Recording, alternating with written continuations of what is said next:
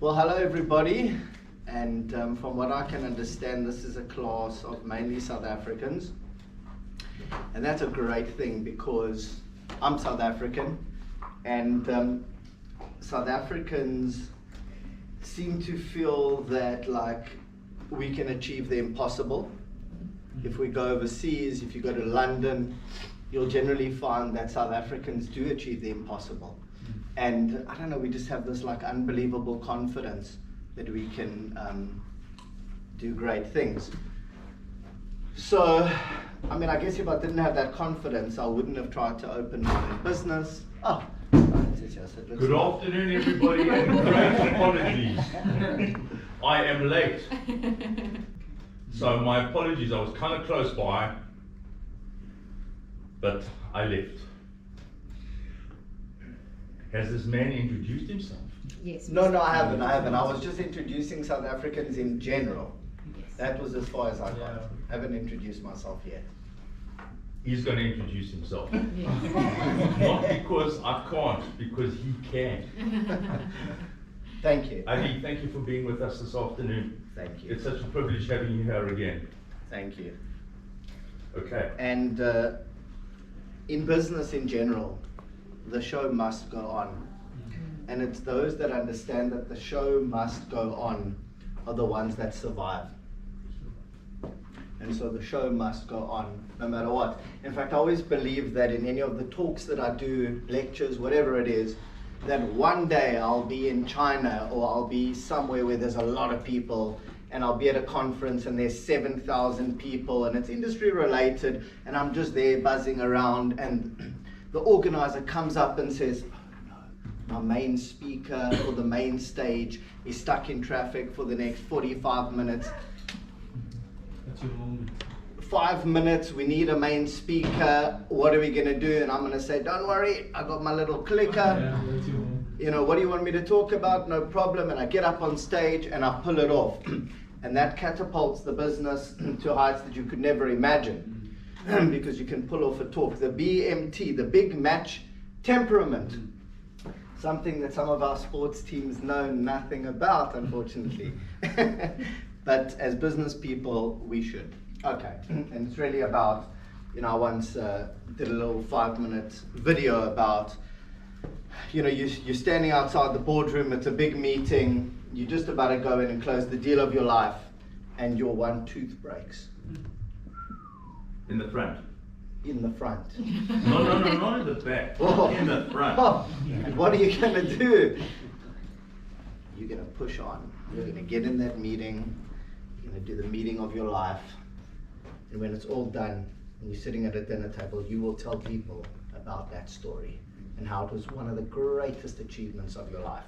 So the BMT is what we have to aim for. Okay. So I am Adi Kaimowitz.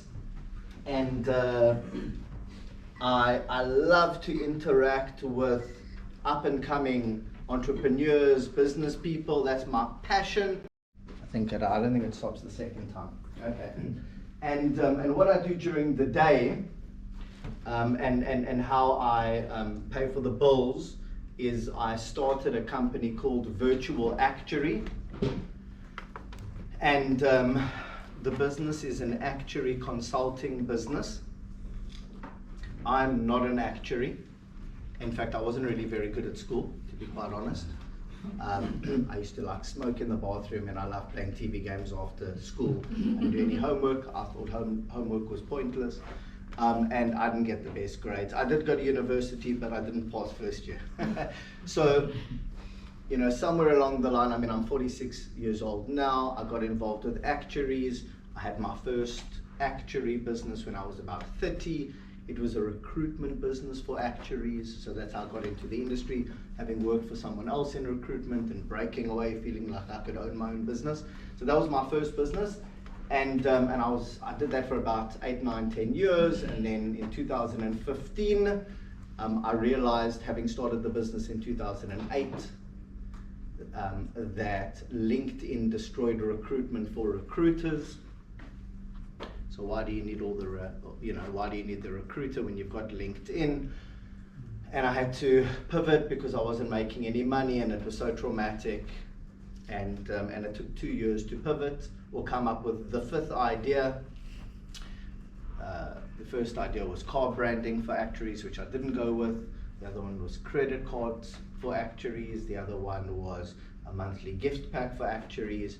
The fourth one was My Actuary Tailor, which I still think is a great name. Tailoring service for actuaries, which I almost went with. I even advertised on Gumtree for tailors. But then the fifth idea was virtual actuary.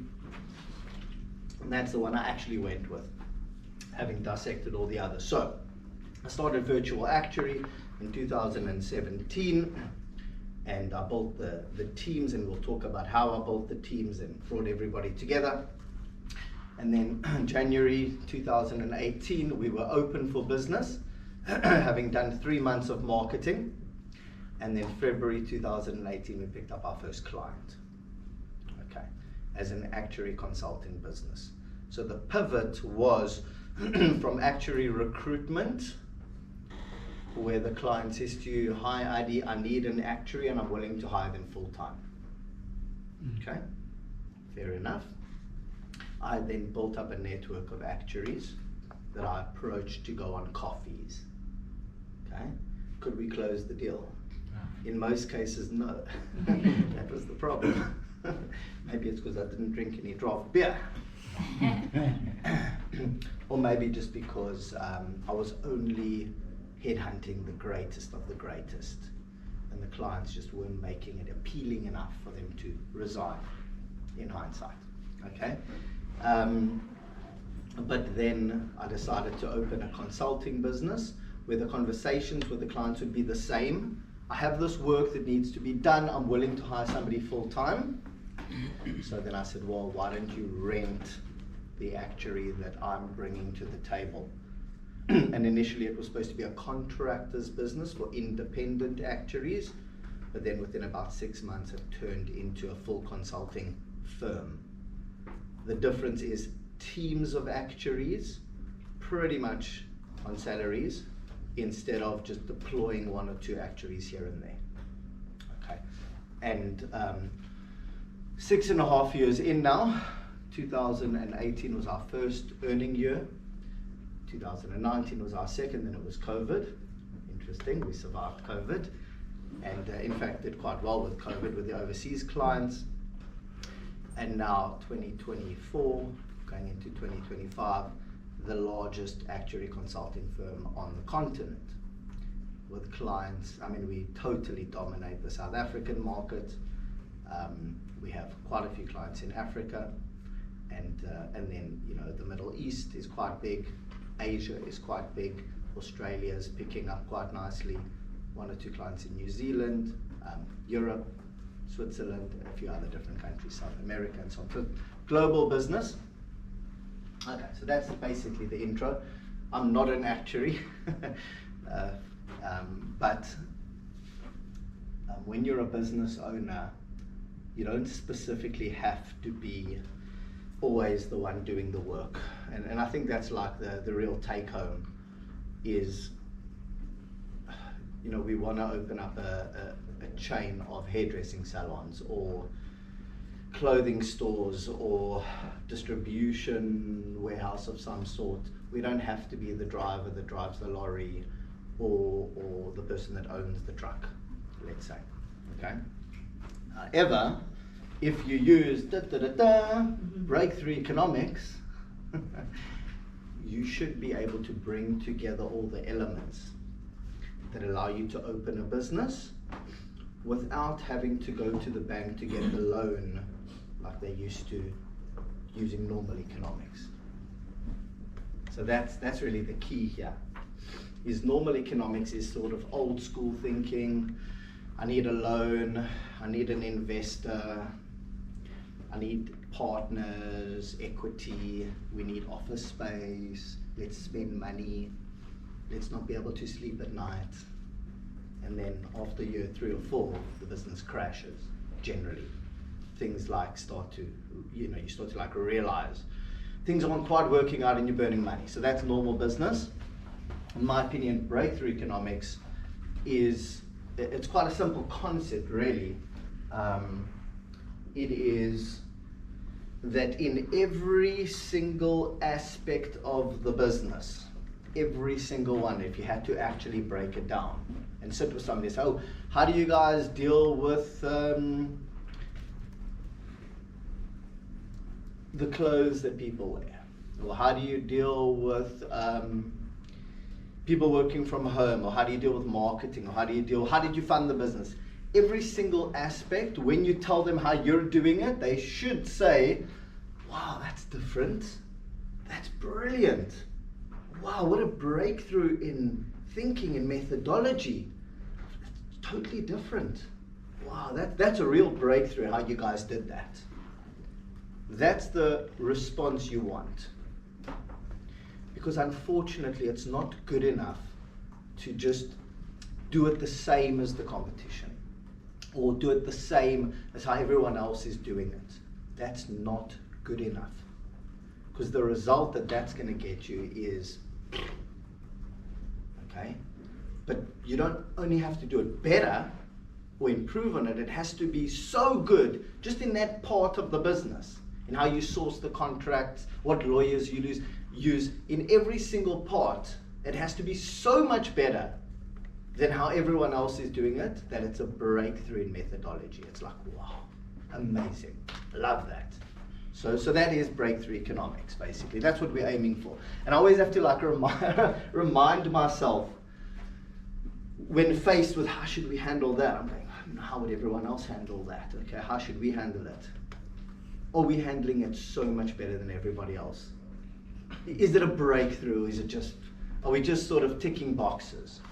So I have to constantly drink my own Kool-Aid, actually, and live by it. So at the moment, the business is thriving, and all of this sounds like I know what I'm talking about. But the truth is that business is super tough, okay, and you get thrown curveballs. So hopefully, one day when I look at these talks and stuff like that, all the stuff that I talk about, if the business fails, then I don't want to say, oh my God, I'm such an idiot. Like I can't believe I believed all of that stuff. The business didn't even survive. So I always have to try to come hell or high water to make sure the business survives, so that I don't look like an idiot in 10 years time in anything that came out of my mouth. Okay, because that's really the goal, isn't it, for the business to survive? Okay, everything else is just a bonus, actually. Okay, so we're going to go to slide 2, and then we're going to actually come back to slide 1. Breakthrough economics, how small beats big in today's business world. Okay, it's actually the title of my book. I wrote a book. Don't ever try and write a book, ever. Okay, the book is called Slaying Giants in the Mega Gig Economy. How small beats big in today's business world. But I wanted it to be called Breakthrough Economics, but I changed the title. Okay, it's such a difficult topic, breakthrough economics. As a book, okay, Slaying Giants, yeah, it's like a fun book, storytelling, but breakthrough economics, boy oh boy. The book didn't actually live up to the title, to be quite honest, because I came up with the title first. That's how difficult breakthrough economics is to pull off, actually. Okay.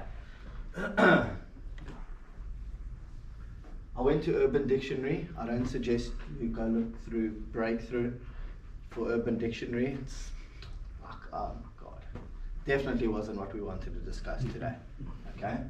So I thought the Harvard or one of the other dictionaries was good enough, whatever this Cambridge, I don't even know. Okay.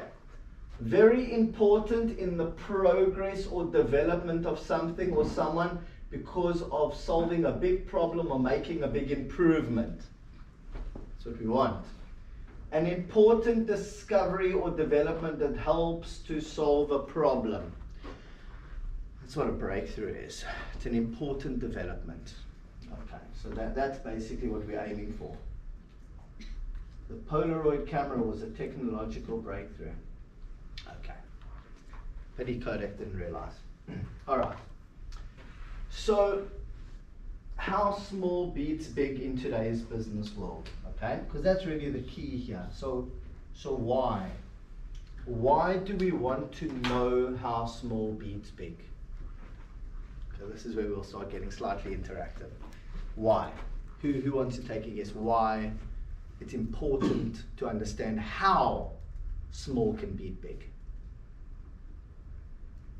I think it's the main identity most people identify with when thinking about going into any endeavor. If you're thinking about the major players within the industry, how we compete. Yeah, so that's what you identify as, and it'd be interesting to know how to overcome. Absolutely. So the truth is that we're all small until we become big. Okay? Always remind yourself about that. Because if you try to enter the big boys and big girls playground like a big boy and a big girl, we got big funding, yeah, look at this round of raising we did, yeah, exponential, bro. Yeah, listed. All you really have is huge investors, huge expectation, huge projections, pass the parcel. Yeah, we did around D, we did around E, unbelievable. Yeah, I spoke to all these investors. Yeah, Sequoia, bro, amazing. Yeah, we listed. But actually, you've learned nothing about the industry. You grew way too quickly. And what happens to those share prices? Once people start to dig in, now it's a listed company. Now you have to be honest about, are you making profits? Are you making losses? Hey, making losses, burning money, spending everyone else's money. What happens? Share price drops off a cliff. Why? Because they try to be too big too quick. That's not how you become big. That's how the 0.001% become big. Don't forget that. You don't want to be part of the 0.0001. You don't want to try and do what Mark Zuckerberg did. You don't want to try and do what Jeff Bezos did. You don't want to do that. Because statistically, the chances of you failing are 99.99%. What's the point? It's very glamorous. Do you know how much we raised, eh? Is that? Look at all the charts. Celebrate it. Yeah, who raised the most money? Which startup's going to be a unicorn? Like, is that what gets you? Is that what excites you? Because if you go down that path, you do what they did, you're going to be forced into investors and everything. It's just going to crash. You're going to bring people onto your board that you don't want there. They're going to force you to try and grow faster.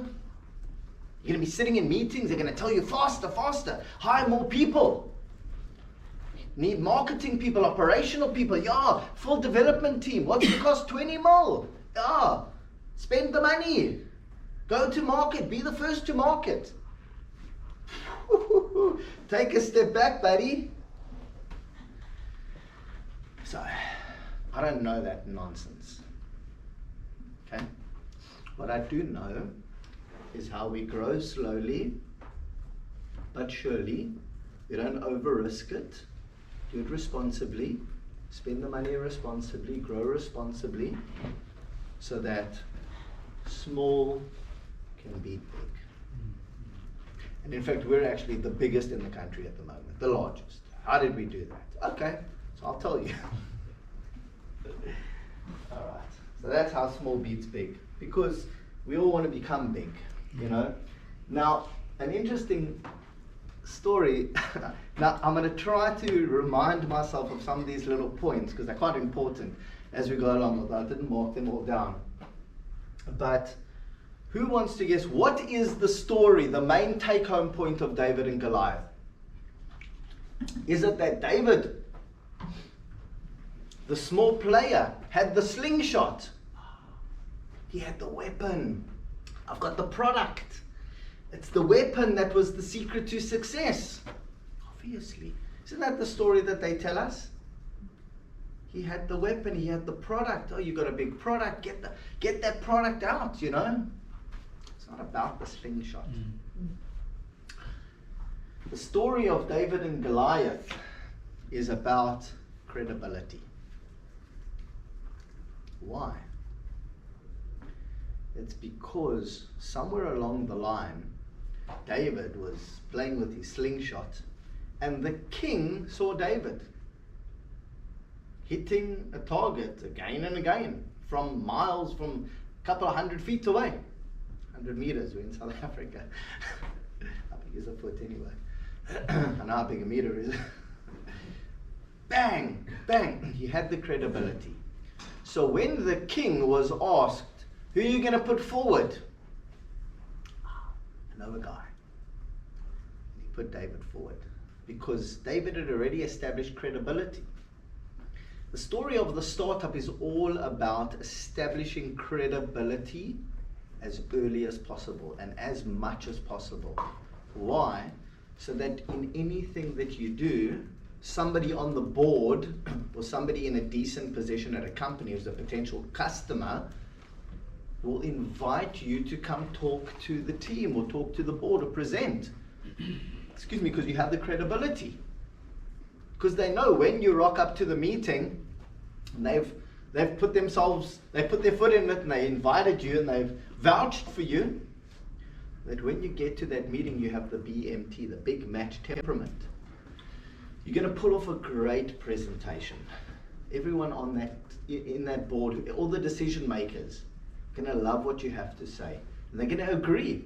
It's actually a great product, it's a great business, we'd love to take you on as a supplier, seems reliable, we can understand why Tina suggested you come and talk to us.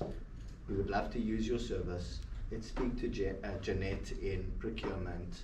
Let's get you in. Come on, let's do it. Makes sense to everybody. Looks to us like you've got the credibility to pull it off. You're not going to embarrass us. You're not going to lose money or lose our jobs. That's the story of David and Goliath. It wasn't a fluke that he won. He had the credibility, and the king knew it, and he pulled it off. So that is actually how small can beat big in today's business world. We'll go a lot of what I'm saying, and then again, why small? Why small? Because when you're not looking for investors and find an investor with a brilliant idea, and don't forget, the idea has to be a breakthrough. It starts all the way back at the idea. Everything that we're going to talk about, I'm going to say to you, is that a breakthrough idea? Hey, you think this is going to revolutionize your market? We're going to talk about disruption later. Sure, the time flies, eh? Okay, so basically, if you have a breakthrough idea, you should get an investor who wants to jump on board soon. You'll have a bit of money, okay? And you can spend that money. But if you don't want to get the investor right at the beginning, which you shouldn't, okay, then you want to be small. So you have to always be small, grow into being big. You don't want to just suddenly be big. So you don't want to get an investor too early. Okay. This should be slide number 4. Right. Business structure, equity partners versus commission participants. Okay. So, what we're talking about here is, in most cases, and you included, you want to start a business. What's the only thing we know? Chances are you're not going to start that business by yourself. It's like I did, but I kind of didn't. Okay? I didn't get together in a room with people and say, let's all do this together. So this is generally how people do it. Okay, cool, I know those 3 people, 2 people, me and the 2 partners. Let's have a meeting. This is what we're going to do. Okay, cool. Let's open this business. Come on. Spur each other on. You feel a bit safe. It's not just you. Okay, cool. Okay, we're going to go to the bank and we're going to go to CIPC and we're going to register the business. I check the domains available. Okay, cool. Let's register. Okay, who are the share partners? 1, 2, 3, 4. Okay, 4. Okay, cool. 25%. Everybody cool with that? Okay, but okay, cool. So far it's 25%, but how are we going to start this business? The reason Harry's here is because he's got the loot. Okay, Harry, you happy with 25%? I don't think that's fair. I'm taking all the risk. I think I should have at least 45%. Okay, well, what are we talking about? Well, what's the budget? Now you need an investor. Now you start talking about money. It's not just the idea, it's actually a business. Okay, cool. We need office space. How are we going to survive? My expenses are 25 grand a month or 40 grand a month and this and this. And okay, somebody's got to put up 2 million rand. Have you got 2 million rand? No, I don't. Okay, cool. So, Harry, have you got 2 million rand? Yeah, I can squeeze it out of my mom. Okay, great. Harry's got 45% of the business. And you share the rest with everybody else, whatever the percentages are. Done. How much is 55 divided by 3? As I said, I'm not an actuary. So, you get out of that meeting and somebody goes and then registers the business. These are the share partners. That's how most businesses get started. Equity partners. And how that generally plays itself out is you start the business, you get 1 or 2 clients, you start getting some momentum, you start hiring some people, it's unbelievable. And then a year or 2 or 3 down the line, Harry's playing golf all the time. It's not really contributing to the business. Is that fair? No. Huh? No. But he put the money in. Okay, so did you specifically talk about responsibilities? Who's going to do what? But Susan and Harriet and you and Harry, you guys are bringing all the clients and you guys are the ones actually doing the work. You guys are making the money. He's not really pulling out a salary. Who should be pulling? The theme I'm getting on here with is, once you start to realize that one of the equity partners is not pulling their weight, you're stuck with them. Yeah. So, what kind of a way to live is that? Yeah, I've got a partner, let them stay at home, giving me a headache. Okay, so they're not involved. They put the initial money in. I'm stuck with them. Cool. So inevitably what happens with the equity partners is you're stuck with them. Okay, and now the one guy's a great idea. I just heard it the other day. Brilliant idea, but it's actually a useless idea. Okay, let's go to a different territory. Let's open an office over there. Okay, how should we do it? This is how you do it. Spend all the money. And generally, the equity partners make a decision and then they go and they burn money. Yeah, there's a conference. Let's go spend the money. Spend. And then we're not making it. Pressure.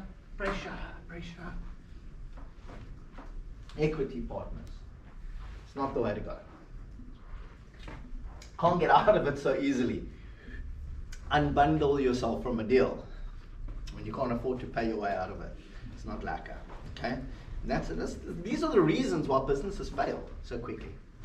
Okay. So what are commission participants? Okay. So if we're looking at breakthrough economics, how do we better that when that is the norm? So I'm also going to try and relate how virtual actually did it in things that we do. That seems a bit more real. Okay, so my idea was, I don't have any money to start this business. That's the reason I closed down the old business. So, what I realized was that independent actuaries that are sort of entrepreneurs in their own right are hustling for work and doing the work. Okay, they're not hired somewhere else full time. They don't work at a company full time. They're not consultants and they're not employees. They're entrepreneurs, independent professionals. So let's bring together, this was the original idea, let's bring together independent actuaries at that stage 12 or 14, 15. And my deal with them was, I don't have money to pay you a salary or guarantee. Okay? So, we're starting this business called Virtual Actuary. Here's a contract. The business will go get work. And if the business finds the work, are you willing to do the work? Okay? Not exclusive, so you're not roped in or tied in. You can still go hustle for your own work, because independent actuaries find it difficult to find work. So if I can find you the work, will you do it? The business will only take 18% of whatever the client pays. Not a bad deal. So together we'll negotiate the rate, and whatever it is, I'll only take 18, you'll take 82, but you know what, I'll start on 10. Because I don't want you to feel like you're losing out. So you get 90%. So commission participants, okay, in breakthrough economics, and also later what you'll hear a term I'm going to come up with called the mega gig economy. Not the gig economy, the mega gig economy. The gig economy, people work in teams. Okay? Very organized. Everybody's a commission participant, which means that instead of me hiring you, let me go find the work first. Let me go find the order first. Let me get a client willing to pay for that work to be done or a product to be made. And then I'm going to go find the participants that are willing to do that work on commission, which means that we'll do the work together, we'll put the proposal together, we'll score that client, and you'll do the work, and at the end of the first month, we'll invoice the client, and when that client pays, I'll pay you your 90%, or at the time 82%. Sounds doable. That's exactly what happened. So I spent 2017 bringing together the independent actuaries, and they were willing to do the work, so much so that October, November, December 2017, I could market the business. Dear Mr. Client, I'm not doing recruitment anymore. If you need actuaries to do work, I now have virtual actuary, where we're a consulting firm of actuaries, and you can rather sort of rent the actuaries from us. We can talk about a rate. You want to meet, we can meet. You're struggling to hire people, no problem, we can meet. January, people started phoning back. Client, me, actuary met. They loved the meeting. We could do the work. The person was available. Proposal went out. Client signed the proposal. I think Claude was the first person that started working. Claude went out, started working. End of that first month, I was like, oh my God, I can invoice. I can actually make money. And I sent out the invoice. The client paid me. And I said, okay, Claude, this was the deal. Give me your banking details. And I paid him. And Claude carried on working because the deal was for like 6 months. And that's how it got started. Commission participants. Now, can you imagine if everybody that's in your business is a commission participant? They earn their keep. You're not stuck with them. Which means that everybody learns that they must earn their keep. In whatever work they do in the business, everything that they're doing, the way that we've structured the business is that everybody earns their keep. So if you're lagging or playing golf, you're not going to be invited to do the next piece of work. I'm not stuck with you. Thank you. Maybe you'll be covering this at a later stage in the conversation. I just want to wrap my mind about what if you need to finance your capex at the beginning of the business. Would this be possible with commission participants? If you need to find what? Your capex. What's that? Your capital expenditure, rental, buildings, he's going to come to that. Okay. So, But it's a very good question. yeah, no, I mean, Because it's a hot topic.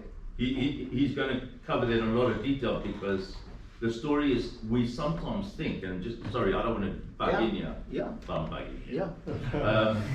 The story is, we sometimes think we have to have fancy offices. We have to have a place that's well branded. We have to have a look and a feel out there. We've got to go out there and do this very professionally under the circumstances. We've got to have hire people who are going to be front line. We've got to have somebody who's doing creditors in the back, or whatever it is. Let him tell you a different way to do it. So I would like, when you'll be covering this, to look Yeah, like literally right now. machineries, for example, to finance machineries, big equipment, for example, this could be possible with the commission participants. Yeah, equity exactly. partners. Exactly. Okay. All right. So it's a great question. It's a different industry and a different kind of environment, and that's what lends to it. Okay, fine. So it's literally slide 5 and 6, which is next. Okay. But specifically about the machinery. Okay. If we're talking about how do you get machinery? I need a bulldozer, I need a printing machine, I need a packaging machine.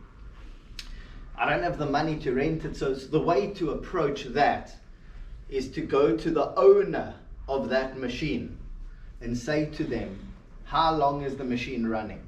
You know, if I had to pay you, could I book it for a certain amount of time? You'll say, sure, it's available. Because the machine is either available or it's not available. If it is available for you to buy it or rent it, okay, if you're going to buy it, it's another story, but even the manufacturer is willing to sell it to you. Cool. So if you went to the manufacturer and you said to them, okay, how's this? We park the machine at your place or whatever, we find a warehouse somewhere, I don't buy it from you, but I've got a client here that needs 12,000 hats.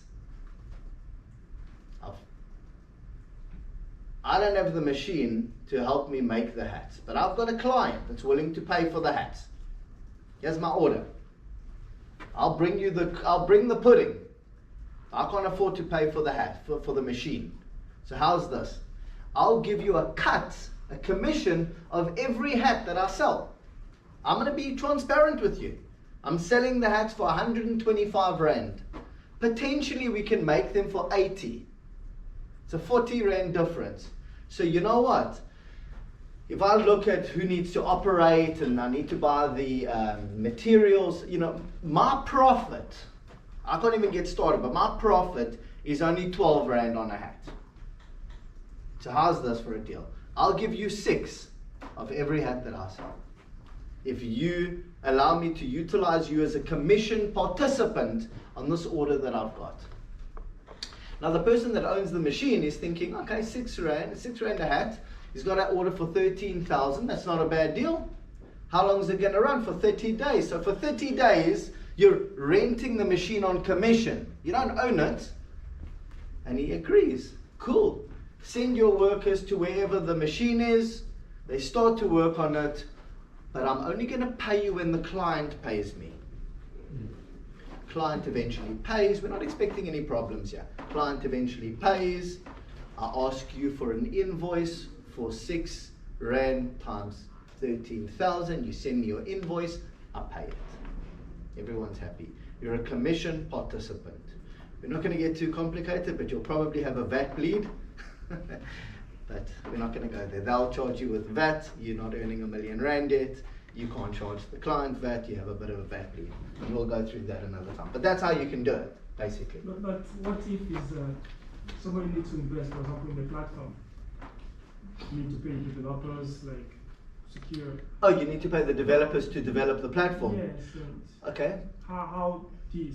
Because No I'm problem. just trying to see Sure. from a very practical perspective. Sure.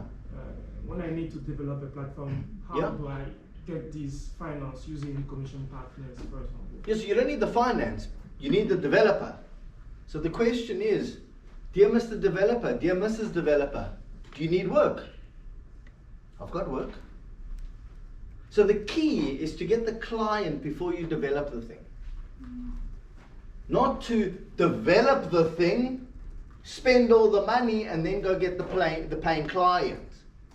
That's not what you want to be doing. You want to first get the client. So you need to play a little bit of a bluffing game both ways. You need to have developers and machinery people and everybody that can do the work on ice, ready to do the work on this idea that I will find the client and the work.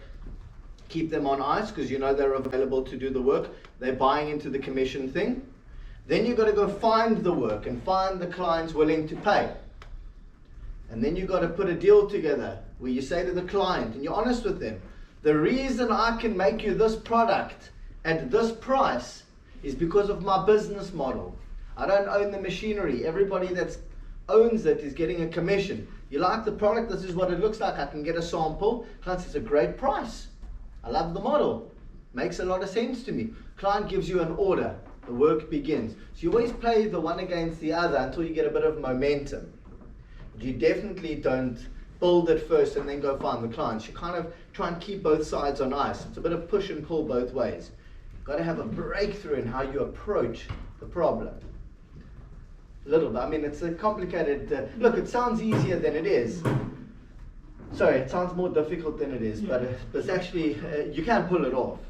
It has been done. All right, so startup capital and funding. Woo! What a hot topic. Okay, what have we got there? Does anybody know what that is?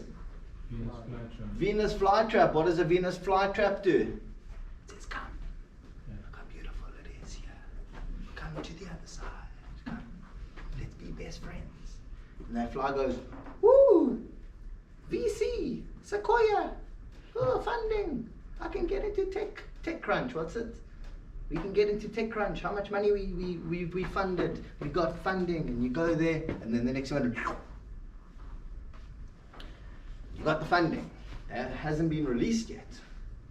You sit at that first meeting with the investor who's promised you 20 million rand. What do you think that investor is going to say to you in that first meeting? How are we going to get clients?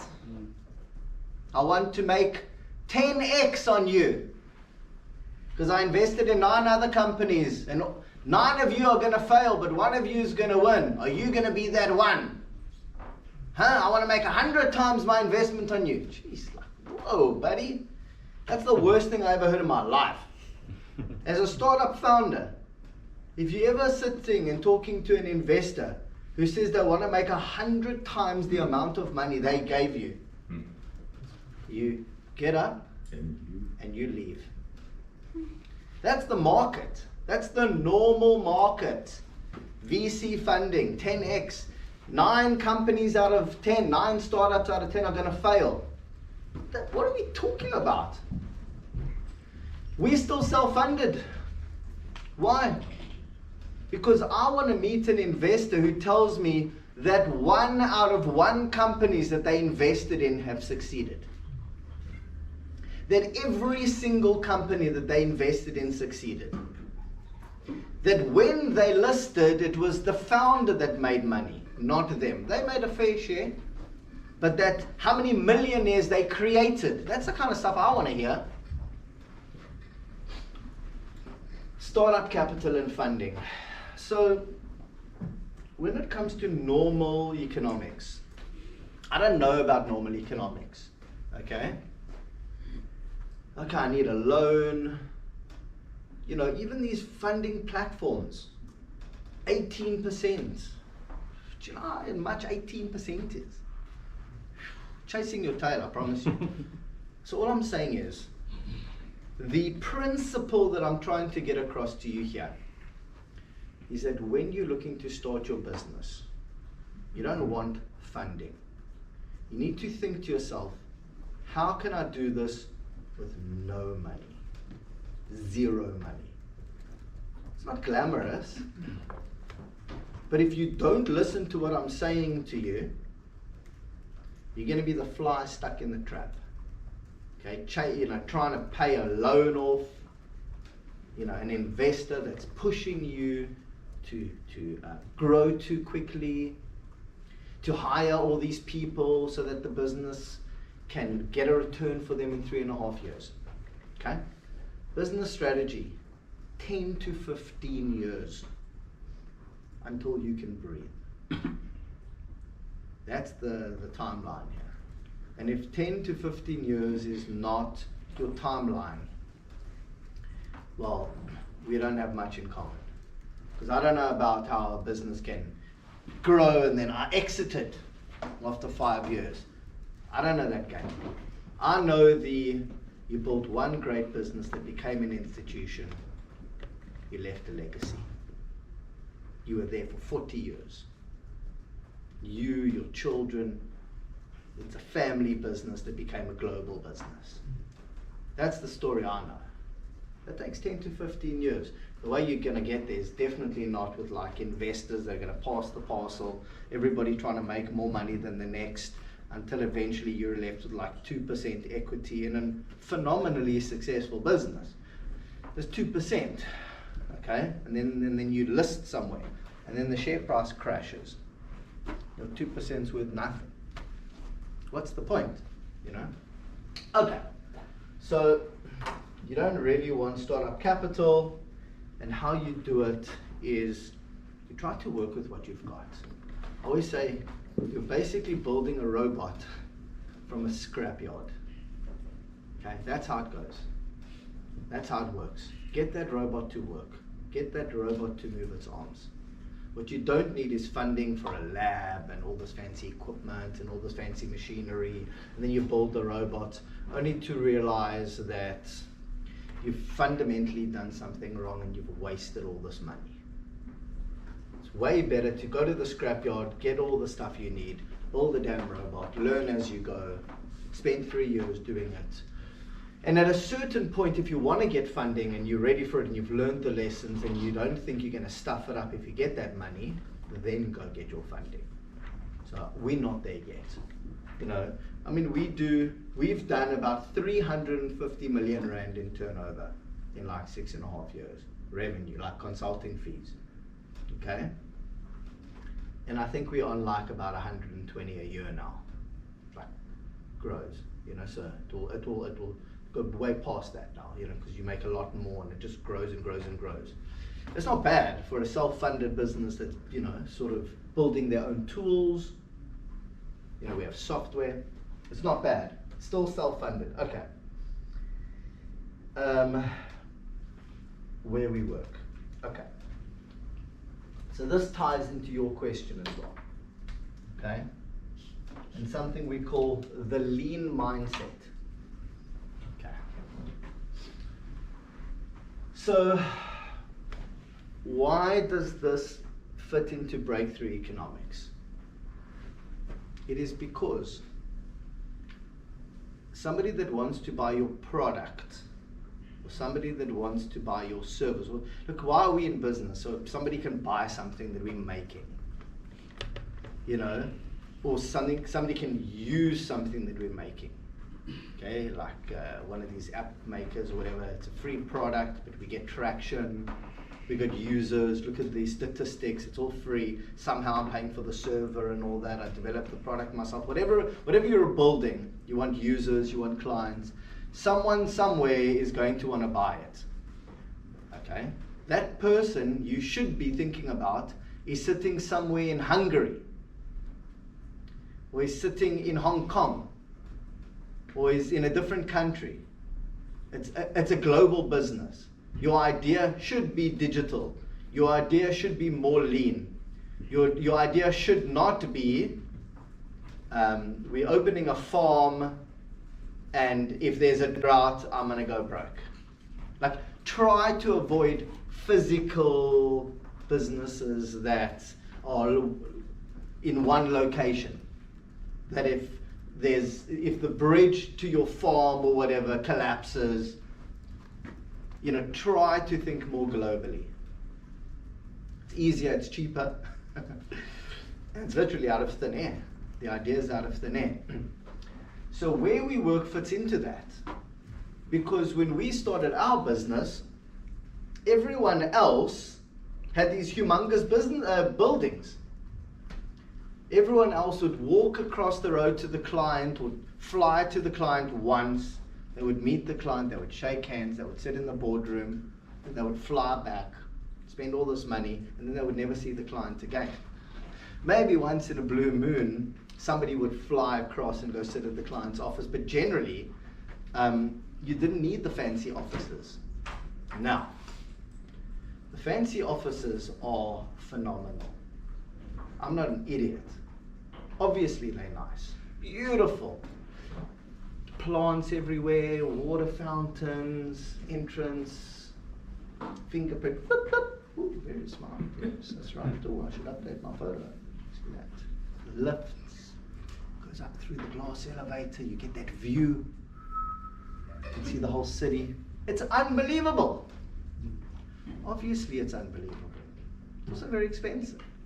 Okay? Now if you're a small startup, the main thing about breakthrough economics is this. If you try to compete exactly the same as the big players, you're going to get flicked off the table like this very, very, very quickly.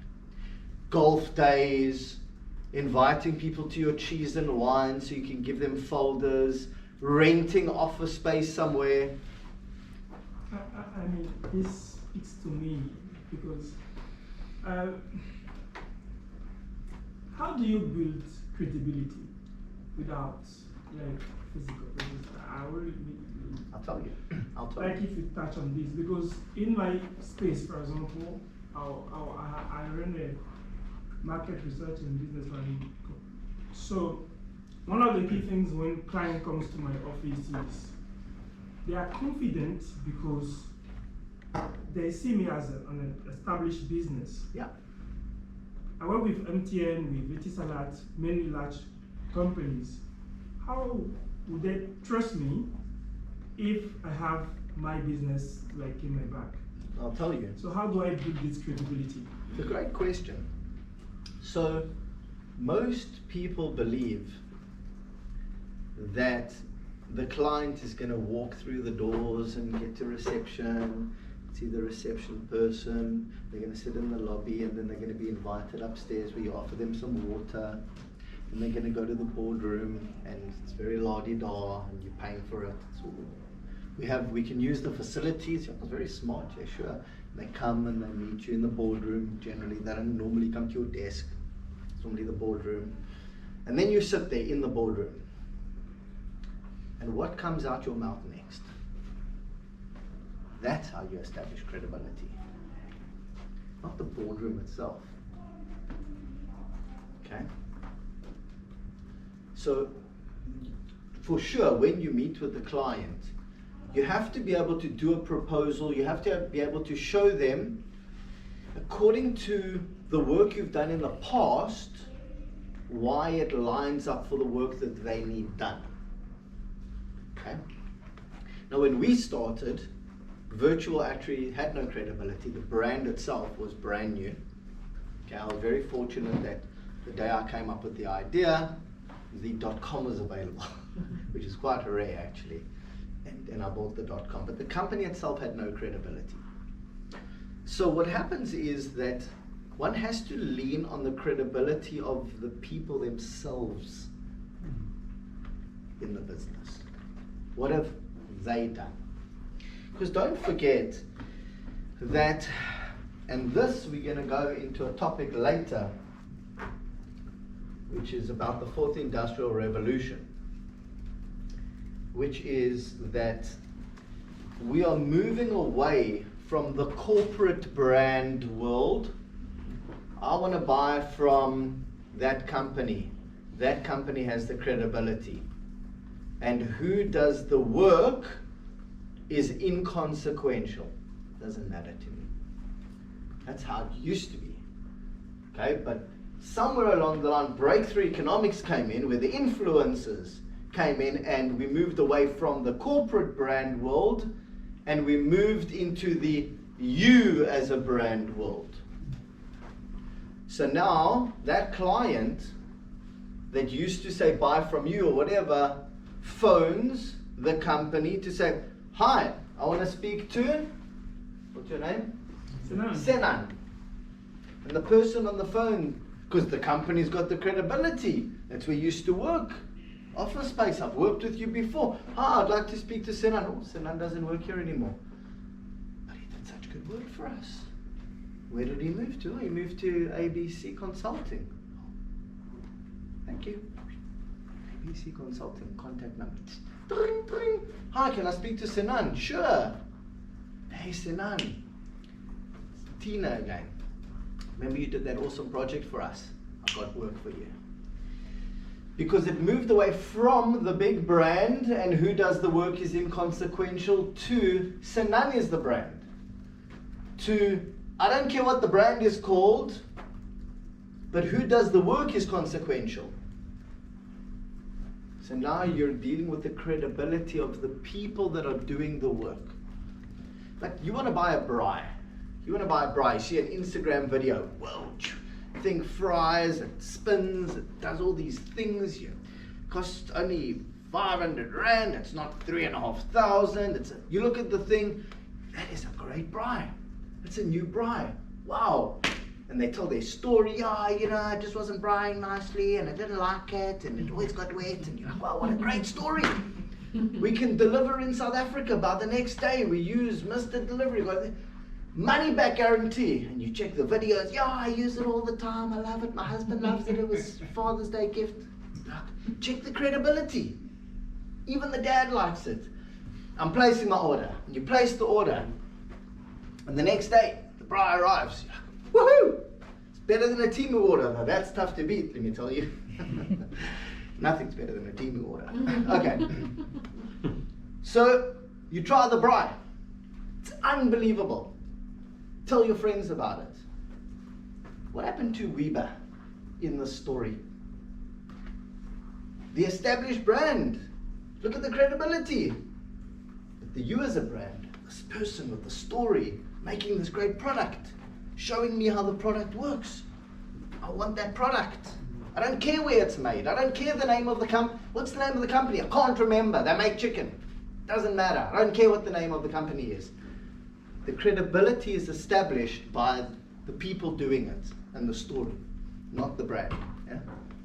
Isn't it then that quite a big risk for your business? If you have actuaries coming in and doing the work for F&B, and then the credibility is diverted to the actuary that did the work rather than to your business? So it's a bit of both. It's a bit of both. So what happens is the environment that the actuary is involved in your business is so unbelievable compared to anywhere they've worked before. From a breakthrough perspective, they love the vibe, they love what they get paid, they love what the business stands for, they love everything. They don't ever want to work anywhere else. It's not even a work for them, it's a life. In fact, we are a lifestyle business for actuaries. No reason for you to ever want to go anywhere. Okay, we've got software, we can make money, most of the money goes to you, you feel valued, it's a total vibe, okay? So what should happen is that the business rides on the coattails of your success. The business is there to make you succeed. And if you succeed, the business will succeed. So what starts to happen is that those people who have the credibility start to fuse with the brand. They're Nicholas from Virtual Actuary. Wow, Nicholas and his team do great work. Love that business, Virtual Actuary. So you start to get to a point where the people doing the work don't hide behind the brand. They are proud of the brand and they work with the brand to become the brand. You are Nicholas from Virtual Actuary. You see, but Nicholas from Virtual Actuary, if you treat him like old school way of treating people, Nicholas is just going to see it as another stepping stone, another job. He's going to leave. Don't want that to happen. So where our competitors have got a 35% staff turnover rate, ours is 1%. But how? The way that we treat them is a breakthrough in how we treat them. And does the model hold that they're still doing work outside of the work, or they're now full-time employees? So what happened was, initially we were on the back foot. It's cool if you find work somewhere else, but we became so big that the exclusivity kicked in by default. Yeah. So just to understand, how did you tailor the way in which you create that environment for them? Was that through feedback, just through experience, or how did you determine that, what was suitable and what not? So how you tailor that experience, a great question. So how you tailor the experience for the actuary so that they don't want to leave is that you vet the clients very, very well. Mm-hmm. Okay? If the client looks like they're not respecting the team, you will fire the client. So the actuary and the team are more important than the client, especially a badly behaving client. We're not that desperate that if a client is rude to our team, we just tell them, you just work here, take it. You gotta hit your KPI, you gotta hit your target. I don't care she resigned. Pick up the work and do it by Monday morning. Whoa. That's how. You don't do that. But rather, why did she want to resign? Because the client was bullying her. I'm going to phone her. I'm going to tell her. I will never, ever, ever let another client bully her ever again. And if there's even a hint that a client is bullying you, you tell me immediately before it gets too far down the line. And then you go speak to that client and you fire the client. And you let everybody in the business know that they are so important and so loved that if they ever get the feeling like a client is taking advantage of them, come and speak to us and we will deal with it. We'll work out what's going on here. So you have to create an environment where the people in the business believe and understand that it is family. Is that when the big money is made and there's bonuses, they're getting ongoing bonuses. You're throwing money at them because they've earned it. The business is not greedy. They make most of the money. You vet the clients. You only take on clients that you know are going to treat everybody with love and respect. And I've had situations, so it goes to the heart of when we sign the client.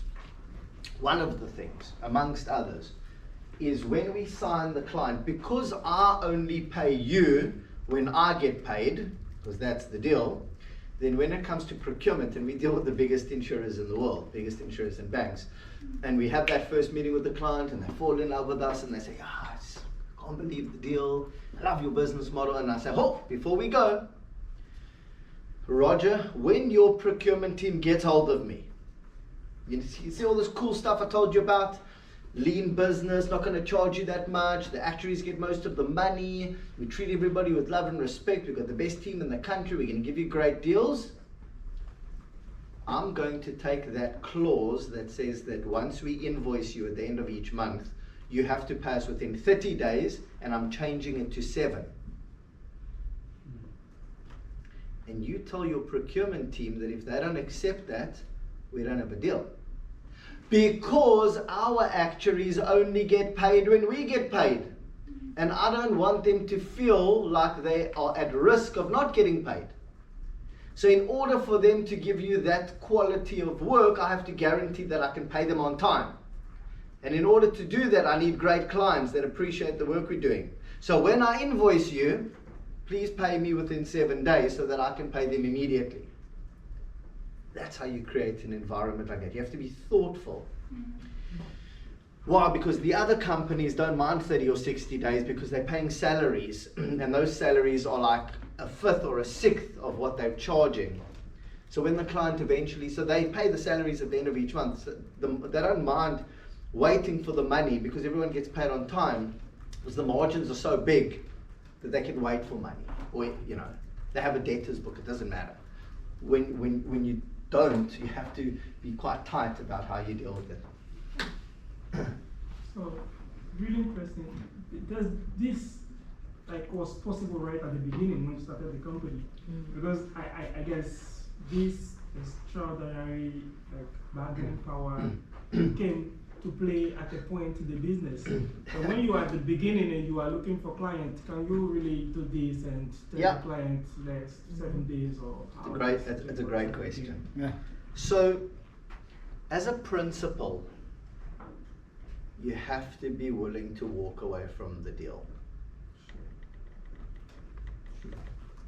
Because that's the business model. You say to the client, look, with all due respect, I'm small, cash flow is a problem, you just ask nicer when you're on the back foot. Okay. But when you're on the front foot, you can say it a little bit more forcefully. That's the only difference. But don't forget, we're still quite small, all things considered. Okay, so you have to say it in a nice way. You have to be able to convince the client that even though you're on the back foot, these are the reasons why it's so important for you to get paid. Now, before ChatGPT, we're running out of time. So, where does the time go?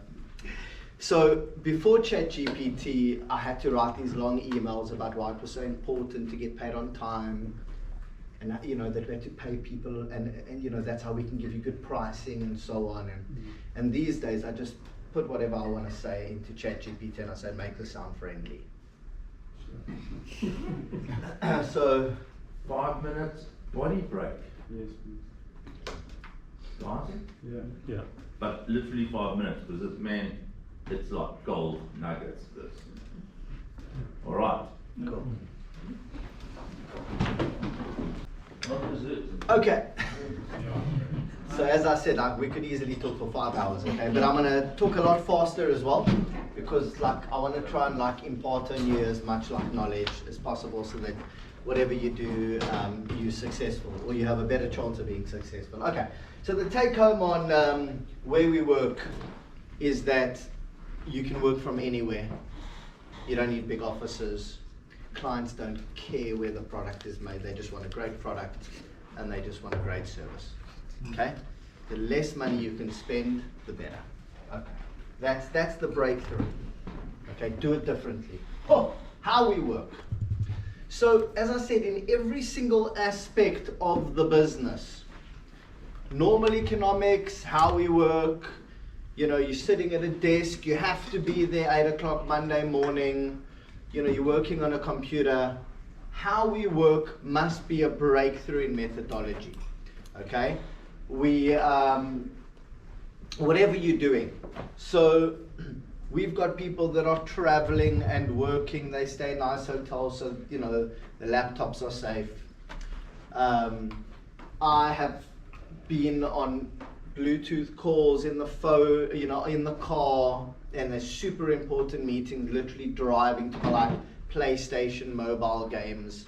I have quite a big collection of PS Vita games. I've definitely burnt out. I have the biggest collection in South Africa. I don't even play the games. I like to collect. I also have the biggest collection of Nintendo 3DS games in the country. Don't really play, I just like to collect. I've got 5 kids, so they play. But there I am in, driving to buy a TV game and sitting in a super important meeting. So how we work is totally different. You're in the gym. I'm doing a podcast with somebody I interviewed, the #1 most successful business person in China on a podcast, okay? I can't remember his name now, Sim or something. Of course his name is Sim. And while I'm sitting in the gym that morning thinking about questions to ask him, okay, I'm in the gym, I'm listening to motivational videos, and I'm coming up with nuggets, and I'm writing them down. That's working in the gym, so crazy. So how we work has totally changed. And the reason I can do that is because the TV is connected to a Wi-Fi, the Wi-Fi is connected to a YouTube channel of motivational videos, and so I'm getting my content from, and I don't have a team sitting in front of me saying, okay, team, tell me what I should ask him. So how we work has changed. It's going to be a breakthrough from how it was before. That's the whole point. We called the business virtual actuary because actuary is working in virtual and augmented reality globally. So this will evolve as well. Okay. How we split the profits, right. So remember I said right at the beginning, this is not a business where we go into the business to say, okay guys, equity partners, we're going to spend this money. When we make a profit, these are the people that get their salaries, and then we're going to split the profits. That's normal business, normal economics. Shared revenue. The business is a shared revenue model. The model is a breakthrough to say that everybody that participates, it's a consortium. Okay, a gig economy consortium, which is called the mega gig. It's a shared revenue mega gig. Everybody's a commission earning participant. Let's go get the big projects, and everybody understands that they will then be invited into doing the work Everyone will have a place in the project, whoever's invited to that particular project, and we will split the revenue for what you need to do. You know, we're going to sketch it out. You need to do this, and you need to do that, and you're the manager, so you're just doing that, and you know, they do that. So, okay, we only need 5 people on the proposal, and when the client pays, this is how we'll split the money according to the hours. It's a shared revenue model. So how we split the money that the client pays is a breakthrough in methodology. Now imagine you working in a business where you understand that on the projects you're on, if you do a better job, the person that's running the whole thing will see that and go, wow, you know, you did so brilliantly. I'm going to give you extra because we created an efficiency, and in that efficiency there was more profit. So instead of paying you 1,000 Rand an hour for this particular piece of work, for your 25 hours, you're getting 1,200 Rand an hour. So it's a shared revenue model. It is a breakthrough. Think about that. Okay, so as a business owner, this is the whole point. As a business owner, when you are looking to build a business, I don't have any money, okay? Can you incorporate a shared revenue model? I have all these people on ice, a designer, marketing agent, person that can do the SEO, etc., etc. These 5 people are sitting at home. I've got a corporate client, and that corporate client understands that my business isn't just a bunch of flaky school children who would like to pick up some work. No, it's proper. Meet with the client. We're a proper business, very organized. But I can give you a reduced price because these people only work on commission. But they're exclusive. They're only working with me. They're reliable, rather. You give us that work, this is what the team is going to deliver for you. Client gives you the work, team delivers the work as a normal team. We invoice the client together, the client pays, we split the revenue. What a great idea. It's a breakthrough in the way people normally reimburse those that work in the business. So everything that we do has to be a breakthrough in methodology, because if it's not good enough. You're not going to be able to hold on to the people. You're not going to be able to convince the client that they're getting a great deal. So there's a story involved in explaining your breakthrough methodologies to the client, why they're getting such a good deal, to those that want to participate in the business. Because people buy into that stuff. It's not bull, it's not nonsense. It's not bull. It's the real deal. Because you've thought it out. And people buy into that. Oh, I love how you handle that. So you don't mind if I do yoga at 1 o'clock in the afternoon? Janice, I promise you, I couldn't give a damn where you are at 1 o'clock in the afternoon. You're there for the meetings that are there. You want to put a headpiece in? Are you talking? Are you participating in the meeting? No, it's just informational. Put a headpiece on. Go to your yoga class. You can still sit in the meeting. I don't even mind if you charge for the hour. Oh, love this guy. Love working in this business. Just love that. You know what I mean? All right. How we engage with clients. Face-to-face versus digital. Who the heck wants to sit at an airport? It's not glamorous. It's not glamorous to be away from your family. I thought it was until I had kids. And then I found myself on a 3-week trip to America, and I was on like day 3, and I was like, oh my God, like I am screwed. Okay, like sitting on flights between American cities, like looking at photos of at that stage I had 1 child, just like missing her so much. But oh my God, I'm not going to survive these 3 weeks. How did these people do it? It's impossible. Okay, I don't think I've been on a trip overseas by myself that I can think of. I've been to like Joburg a few times, like 1 or 2 days, but like 3 weeks. So my point is that how we engage with clients is a breakthrough. Client from Indonesia. Plug into the meeting, I brush my hair, I put a nice shirt on, I need to scream and shout at them in a nice way, because they're not paying us on time, and I'm telling them that they're going to miss their deadline. You're dealing with like the CFO of one of the biggest reinsurance conglomerates in Asia. There's like probably 10 people on the meeting. The CFO is the most important. Okay, I don't normally come to these meetings. I'm at the meeting to tell them, I don't care what your contract says, we're missing the deadline. The reason we're missing the deadline is because my team stops working right now. No more work. You should have paid 38 days ago. That would have been your 7 days. We're now on day 45. You still haven't paid. They paid the next day. But I didn't get on a flight, spend all this money, fly to Indonesia. I was very justified, and they understood that. Why should they not pay? We're doing great work. It's completely unacceptable, and they paid. My point is I could do it digitally.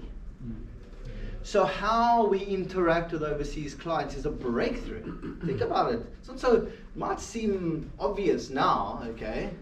Digital Zoom. I was speaking at conferences in 2018, 2019, trying to introduce people to Zoom and Slack. Okay? But still people now, even with Zoom and with Slack, they'll still, you know what? I'll fly to Durban. I like to have lunch with my clients. Come, take you for lunch. What are you talking about? You know how much that flight's going to cost you? 2 days in Durban to go meet one client. For what? Obviously it's nicer, but that's not breakthrough economics, my friends. That is you going back to like old routines. Okay, and I promise you now, in 10 years' time, that business is not going to be around anymore. Whereas the person who like focuses, breakthrough economics, how can we do this better? How can we save money? How can we interact with clients digitally? You know, instead of opening a retail, I've got a great product, I want to make berets. Berets are going to be the next big thing. I saw Kim Kardashian's daughter wearing a beret. Promise you, berets are the next big thing. Genius. Yeah, with a little bell. Yeah, and it's connected to this thing and it like projects on the wall. It's unbelievable. Is that yeah? Okay, cool. I got confused at Kim Kardashian. But basically, do it digitally. Okay, cool. How we engage with our internal teams. Okay. So, basically, how we engage with clients, how we engage with our internal teams. I've got a friend called Josh. Josh became a manager of a big business. We were running digitally and doing a brilliant job. And he said to me, do you mind telling us what your internal teams look like? I'm just trying to understand the services you offer the actuaries. Sure. So like, do you have an HR? Do you do payroll internally? Yeah. So I'm HR, but we do have a wellness person. Okay. I'm the contract person, but I do have an external law firm that I use when I need to. I'm the bookkeeper, but myself and one of the co-CEOs are also the co-CFOs. But we do have external auditors that help me sometimes. They do the payroll if there is payroll, okay? But basically we do all the calcs of who we need to pay and what we need to pay and all the skills levies and all that kind of stuff and the PAYE and everything. Then we pay them and then we report those numbers to the accountants who then keep track, and then if somebody needs a salary slip, so we have external accountants. I'm the marketing team, so I'd come up with the stuff. Sometimes I use external designers. Let me see. So we've tried to keep the admin side of the business as lean as possible. You know, who runs to the bank? I run to the bank. So what I've tried to do is be as absolutely lean as possible. So you're generally looking at, we're a very lean admin team. Yeah, but then a lot of actuaries and software developers that like sort of work on the clients. Sorry, I don't know if you touched on this, but what type of retro work do you guys do? Like insurance, health, reinsurance? So the sectors that actuaries generally work in are health, life insurance, general insurance, banking, pensions, investments. We do work in life insurance, quite big, general insurance, quite big, banking, quite big, reinsurance for life and GI. Do a little bit of pensions work and a little bit of investments work, but mainly life, GI, and banking, quite big on all those three. Yeah, and then within those, product design, development, working with their different distribution channels and sales teams, pricing, forecasting, regulatory reporting is quite big, quite big. Okay, so Josh said to me, Adi, firstly we use Slack. Okay, well, what is Slack for? What is Slack? Okay, so Slack avoids long chain emails.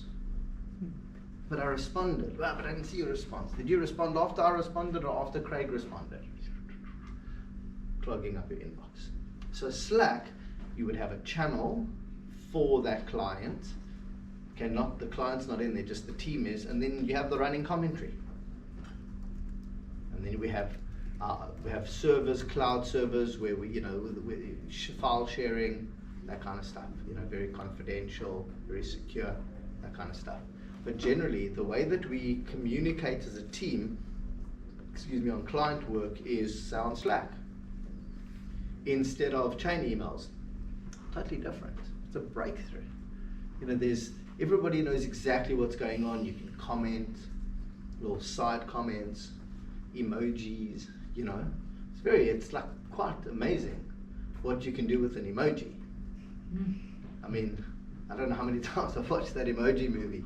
My kids are got like 5 kids below the age of 8. So the CEO sending an emoji is quite a job. You know what I mean? Okay. So Josh said to me, Adi, your teams work remotely and digitally. We, I think it was COVID at the time. We're struggling with communicating internally with the team. We like people to come into the office. There's the vibe. We have a meeting. We're all there. We can see what's going on. How do you engage with your team in a nice way? So, what I said to him was, Josh, it's a top-down approach. When the senior managers and the directors and those that are directing the teams make digital interaction fun, everybody else buys into that. It's fun. We share screens. The managers have got touchpads where they can draw on drawing like notice boards, share that screen.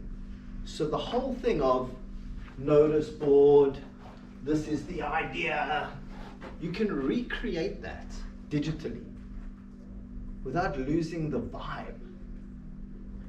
Only because you as the person directing that feels it's a vibe. It's unbelievable. But if you're going to be like, it's not like it used to be, I love being in the office, I love bumping into everybody, it's not quite the same, guys. If you're going to feel like that, they're going to pick up on that nonsense. So I said to him, how you engage with your internal teams digitally, that you have to buy into the fact that it's amazing. Like the one guy that I work with has a birthday today, okay? And one of the actuaries made the song for him. Listen to this.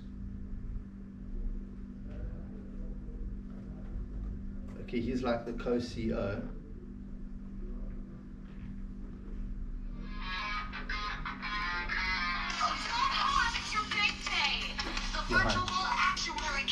Made this today. All AI generated.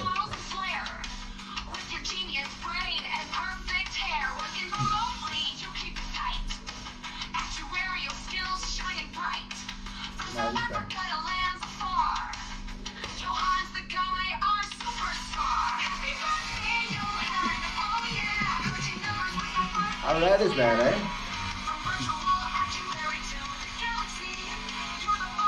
Feel like building AI tools as well and stuff.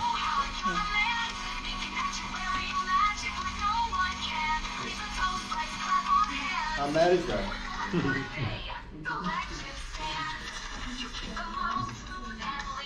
Unbelievable. So when you create an environment that's like people are posting stuff, posting videos, we've got wellness stuff, people are hiking with their kids, we are arranging hikes. It's not all digital. You know, we do stuff, we make it interactive. Just because we work from home doesn't mean you never see anybody ever. See, so how we engage with our internal teams must be a breakthrough. Imagine like there you are, you're sitting there, you're going to the post office because you've got a bit of time on your hands and you're listening to the song that like one of your team members have made. You're like, wow, what a vibe. How did you do that? She'll tell you. How we find clients must be a breakthrough. We don't go to conferences and sponsor banners and do like advertising pamphlets in their magazine to find clients. Or have a golf day, spend money on a golf day and try and entice people to come to a talk where we give them pens. Because pens cost money, the golf day costs money, the promo people cost money. Okay? Remember, we have no money. These days we've got more money. We find clients on LinkedIn. The breakthrough.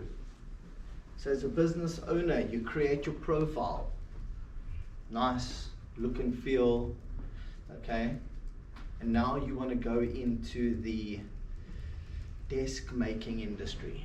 So pull out a camera and start creating some content where you can show people why the way that you make it is so interesting. What it looks like when you're done making it. How you get it to the client because you use drones. You know, show them how the people that work in the business, I don't even know, create content. Market the business in a breakthrough way. You know, if you want to go, look, this class is called Strategic Entrepreneurship. There's nothing strategic about going to a marketing agency and spending 50,000 Rand and they do the work for you. Nothing strategic about that. Even though their business might be strategic in how they approach, how they make money, but nothing strategic about spending money like that as an entrepreneur. Okay? If you own a marketing business like that, then go on LinkedIn and show the world by writing articles about why your business is so interesting, why it has a new way of doing things, why the business is changing the world. Create some content. You know, as business owners, we need to step up to the plate and say, dear world, this is the business we are creating. This is what it's all about. This is how we're doing it. This is how we're changing the world. Can't you see? It's unbelievable. I'm not looking for likes because I'm just creating the content. And then the next day I'm creating more content that says, hey world, it's me again from ABC Umbrellas. Isn't it so awesome that our umbrella also has a torch? Yeah. Have you ever been stuck in the rain and it's dark? I know, right? Me as well. And that's why it has a skateboard that also has a battery. Yeah, believe it or not. And it's got this wheel on the umbrella that if you turn it, it charges the battery. Crazy. So you can ride in the dark. You don't need petrol. Changing the world. Look how awesome this is. You create that video. And the next day you do the thing again. And then the next day you do the thing again. And eventually people are going to be like, man, that's an interesting business. And you're going to be invited to go talk at conferences. People are going to buy into your story about how your business and the way you're doing things is different from everybody else's. Why? Because you got off the couch and you did something. You came to this course. You wanted to better yourself. Well, the real world out there is exactly the same. So how we find clients is not we spend money on an aeroplane ticket and we fly to the USA, or we fly to Europe, or we fly to Dubai because there's a Bitcoin conference. So we can go in with a nice tag and it seems all fancy, so we can shake some hands and meet some people, because that costs a lot of money. Nothing breakthrough about that. But rather, why don't you see a post of somebody else who went, who tags everybody that they met? And why don't you connect with those people and say, hey, sorry I missed you at the conference. It's a breakthrough. You're leaning on somebody else's hard work. You don't need to have the Rolodex. Somebody else has done the hard work and spent all the money. See? So how we find clients has to be a breakthrough. Give you a quick example. When I first started, I had a network of actuaries. First name, surname, cell phone numbers, private email address. 4,500 actuaries. And I phoned every single one of them at the office first. Introduce myself on the switchboard and get their cell phone, and it's quite hard work. But I always knew that one day when I open another business, I'd have the database, all the hard work that I'd put in, and I'd be able to channel a new idea into these people. So, how do we introduce virtual actuary? How do we find clients? Well, why don't you take your Microsoft Access database, first name, surname, cell phone number, private email address, and save it as a .csv file, a contacts file. Cool. Got my .csv file. Go buy a new Android phone. Go create virtualactuary@gmail.com, because you need a Gmail address to get onto your Android phone. New phone, gmail.com. Go to your desktop and upload your .csv file as your contacts file. These are my contacts.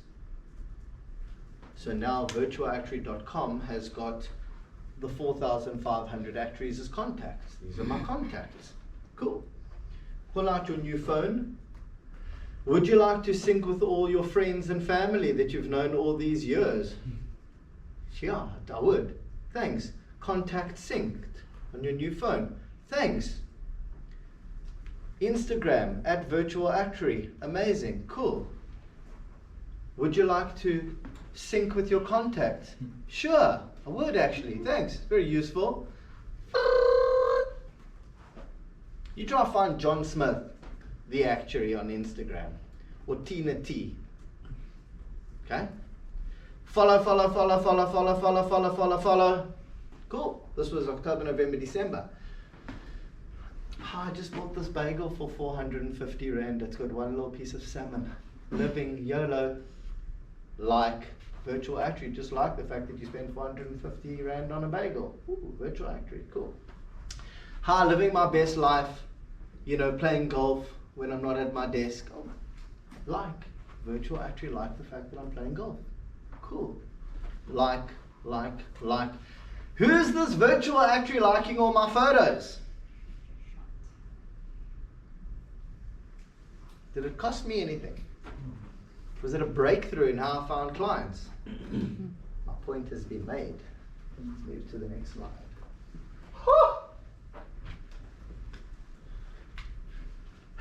Don't write the book. But how do you find clients? What slide is this? How do we get our message to the market? It should actually say that at the bottom. Yes, cool. How do we get our message to the market in a new and breakthrough way? Not everything's easy and quick. This book took me 4 years to write. I started in the middle of 2019 and I published it June 2023. Okay, 1 year to write, 3 years to get the English just roll off the tongue. Okay, very, very difficult. Okay, so that it's like book worthy. Okay, slaying giants in the mega gig economy, how small beats big in today's business world. I was wondering if I put in there an apostrophe. It looks like there is.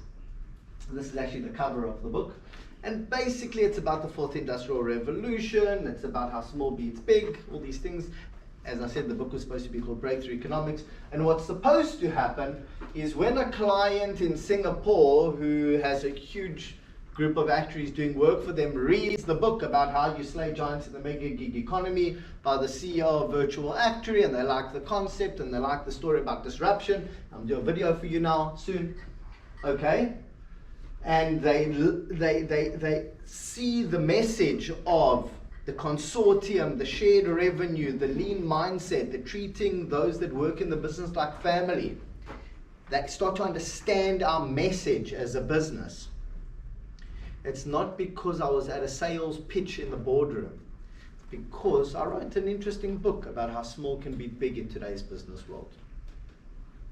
It's not the only thing we do to get our message out, but a breakthrough way of getting your message across is spending 4 years worth of evenings writing a book.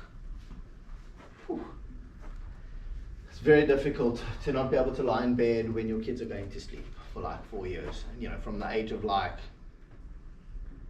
3 till 5 or something, 2 till 5, you know, and then it's very, very difficult. But that's how you get your message across. So the point I'm trying to make is, if I say to you, how are you getting your message across to your clients? You better have a great answer that sounds like a breakthrough to me.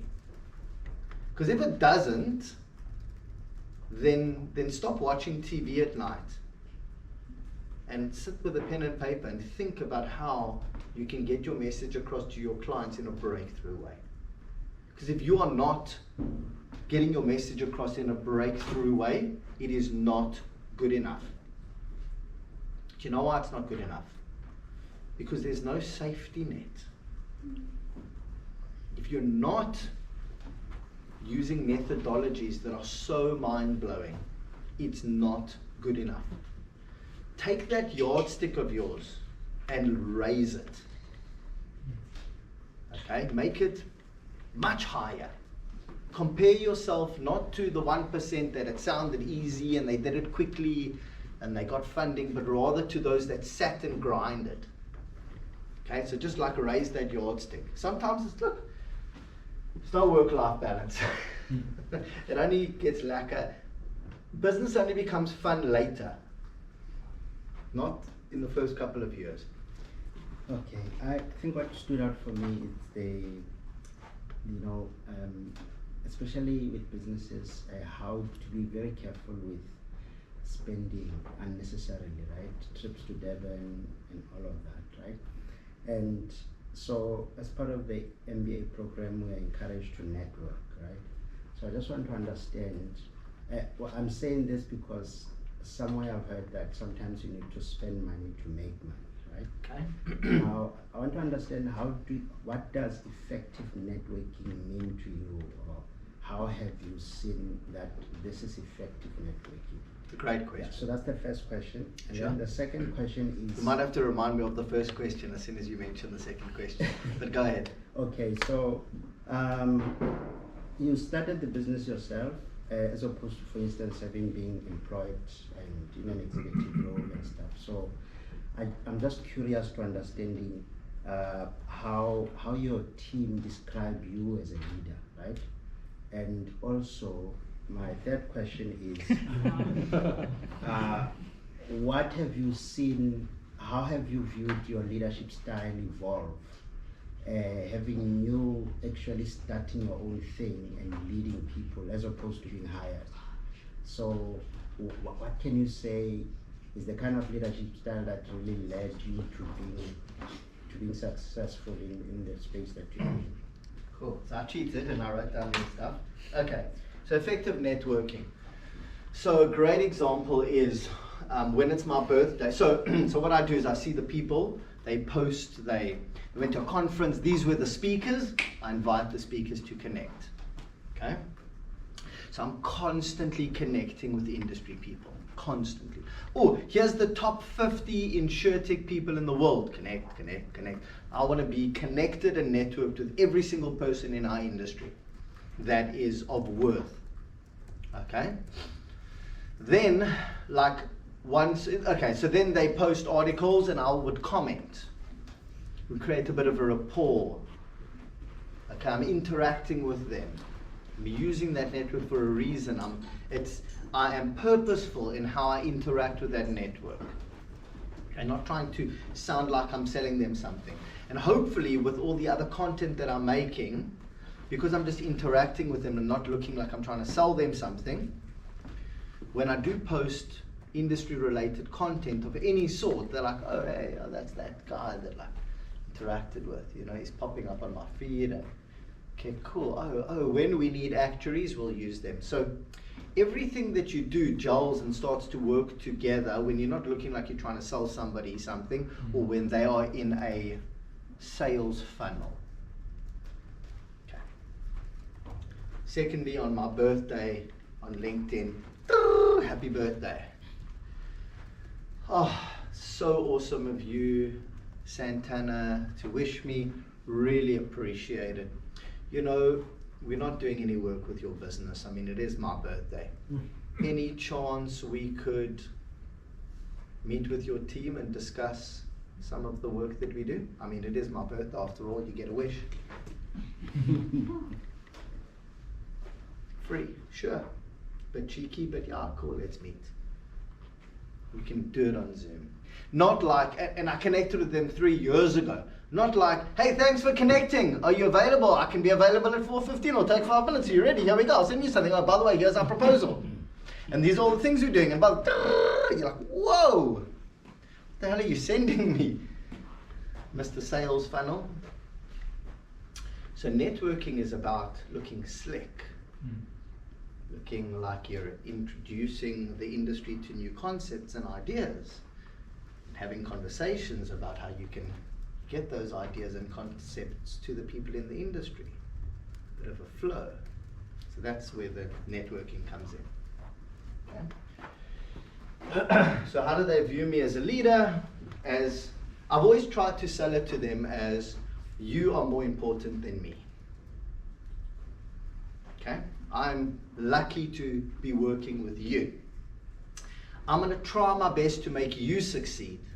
If you succeed by default, I'll succeed. So, you work as an actuary, you want to work in a great environment, let me bring you a great client, let me bring you a great team that can work with you. So they would probably see me as a leader who believes that they are more important than I am. Because if they succeed, I'll succeed. And they know that. And I have to like earn my keep. So maybe somebody who works hard to also like brand the business globally. So they probably appreciate the fact that we've been in Financial Mail, Money Web, Biz News, global conferences, telling our story, trying to get clients, bringing the pudding, bringing the clients to the table. So somebody who probably brands and markets the business. Okay, Adi likes to talk. Okay, cool. They probably see me as somebody who like talks on their behalf. Okay, and the leadership style is pretty much. So I believe that I lead from behind. So I will rather push you forward instead of tell you what to do. I will rather like try and hold you up and push you forward. And if you succeed, then I'll succeed. And that's the leadership style. That's interesting. That's one of the angles of the leadership style. But actually, when you're dealing with younger millennials, the leadership style is not to direct or lead, but to inspire. So the way, because they're younger, so they want to feel like they're changing the world. They want to work in a business which is revolutionary, which is actually has purpose. He's actually changing the world. This new shared revenue model is more fair. I want to be treated more fairly.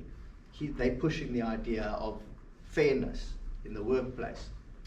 So you have to inspire people as a leader, and not direct them. So the example given is like you pulling a trailer as a car. Okay, normal leadership is the trailer's behind you, you pull the trailer. That's, you're directing, you're sending that trailer. But inspirational leadership is where you have to reverse the trailer. Way more complicated. Because you have to like think ahead of the trailer, because you're going backwards. Now just add another trailer. It's a lot easier to pull, but more difficult to reverse two trailers that are connected to each other. You have to inspire. You have to try and explain to the world why your business is a breakthrough, why your business is changing the world, why the people that work in the business are superstars. And because then they'll feel like superstars, and the clients will feel like they're getting superstars doing the work. So the leadership style is about inspiring that your business is changing the world. Well, show me how. Yeah, well, this is how. We want people to be with their families and work from home. We're about a family-orientated business, not fancy office space. Oh, I love that. So you have to really show people that it's okay if you're going surfing in Vietnam for 6 months. Make sure the laptop's safe, have a job, send us videos. Not like, absolutely not. That's not how you build a business that's changing the world. You have to you have to actually enjoy seeing him surfing between meetings. Okay. So, what is our message? What do we stand for? So, why did this man change the world? It is because all the other companies were trying to make a practical product for practical people. But they came in with a message that said that we're not following others, what we believe, what our message, what our business stands for. This is our methodology. We want to make products that from a design perspective look beautiful. We want people to feel like they want to pull this thing out. They're like, are you mad? That makes no sense. No one cares about that. So that's why they changed the world. This is, when they introduced it, so what is your message as a startup? What is your methodology? So ours is, actuaries spent their whole lives being, the ducks of the school, 6, 7, 8, 9 distinctions. Then they did the most difficult degree you can get, actuarial science. They could have done medicine, they could have been engineers. Actuarial science, one of the most difficult things to study. It's very difficult to pass. They then pass, they then go into the working world where they work in a sardine can, open office with a little cubicle. That was the norm. Okay? Can't bring your dog, you can't bring your kids. Is that what happened? You could have been a game ranger, you could have done anything, but okay, you're a genius, so you decided to do actuarial science, but now you work in this little cubicle. That was the norm. So we came in to say, hold on, this is pre-COVID, hold on. It's your mind that we need. Doesn't matter where you work from. Why don't you sit at home with your feet up and your cat on your feet, kids playing in the corner, do the meetings digitally. Enjoy being with your family and work. Let it be a lifestyle for you. This is a lifestyle business. That's a change in methodology, a change in thinking. That's a breakthrough. Okay? We welcome that. So that was our story. And now we can have clients overseas. I don't need to send you flying overseas so that you can not spend time with your families. No, we'll find those clients digitally. It's a breakthrough. The whole thing about it is totally different to how it was done before. And we're only just scratching the surface. Metaverse, virtual reality. we are going to interact with the regulators, and we're going to become insurance companies within virtual ecosystems. Second Life and all these virtual worlds where you can buy property. It's like big business. But these environments are not yet prone to environmental weather patterns. But they will, because you want a realistic experience, don't you? Isn't that the whole point of virtual reality? It's realistic. You buy property, the environment's realistic. Okay, well, there was a huge hurricane, and you spend all this real world money on a property, and your embankment got wiped out because the river overflowed. Isn't that real world stuff? Isn't that what they're aiming for? Well, which regulators and which insurance companies are going to create products for that real world environment? You see how you're thinking ahead already about where the business is going. How do you price that? How do you speak with the developers of that platform? How do you become the regulator of insurance there? Not, oh, we're a consulting business, we got some clients, let's shovel new clients in, burn it, and then we'll try to find more clients, and then we're not a shoveling business. We're a new age digital actuary business that's going to be involved in insurance and banking, globally and virtually. Oh, that's interesting. See, so if you're not creating a business, and what do you stand for? We stand for insurance and banking, de-risked, good value for the clients in virtual and real world environments. Actuaries working in great comfort because they deserve it. That's a great story. Okay. How we get our products to the client. Let's not forget that everything that we're talking about is I said right at the beginning, we're going to dissect every single aspect of your business. And we're going to try and look at every single aspect of it, and we're going to say, okay, well, how we get our products to the client. Let's talk about that. Okay, let's talk. Are you doing it the normal way, or are you doing it in a way that sounds unbelievable? Well, I believe that vending machines are going to take over the world, take over the retail world. Okay? You're going to see vending machines everywhere. You're not going to be walking through a shopping center. You're going to go through a drive-through of some sort that has vending machines everywhere, because it's safer. Okay? And because you can get way more products into a much smaller space. It's more technical, because the world is becoming more technical. Because it's too expensive to have people walking around. What about all the space under the clothes? What about the space next to the clothes? What about the space above the clothes? It's uneconomical. What about the front entrance to the shop? You're paying for the meterage. People are eventually going to get enough of a hiding that they realize that that's not economical.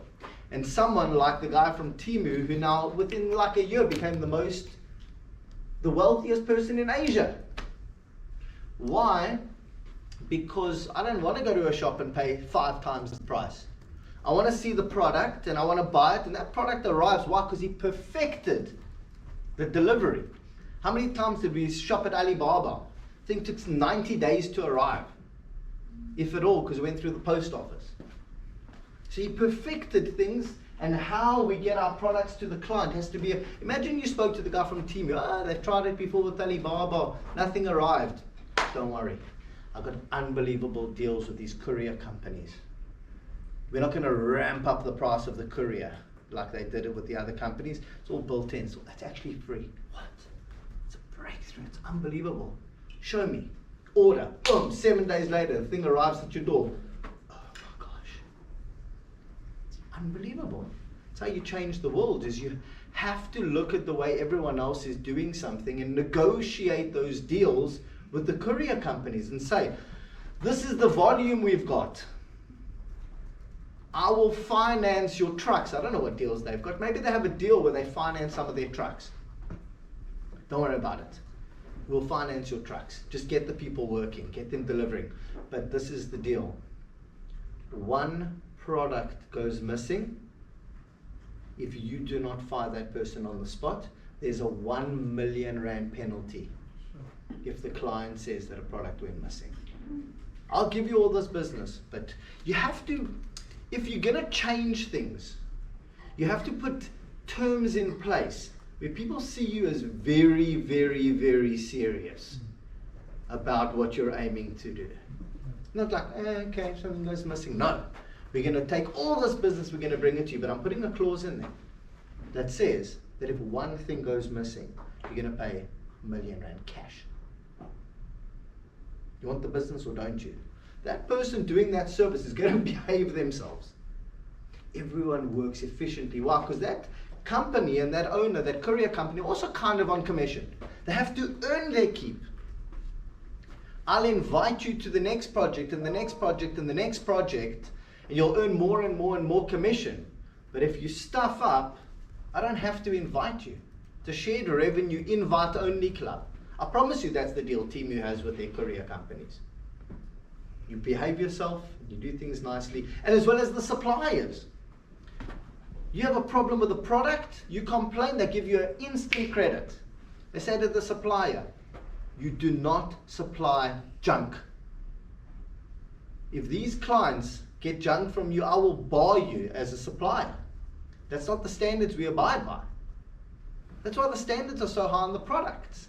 It's because that consortium, those commission participants, they're not just salaried employees that get paid either way, whether the client is happy or not. No, they change the whole way that the whole thing works, because the way that they get the products to the client is a total shift in thinking. The client is the most important person. You can do brilliantly, but we don't owe you anything. You better have high standards or you don't get included. I promise you that's their deal.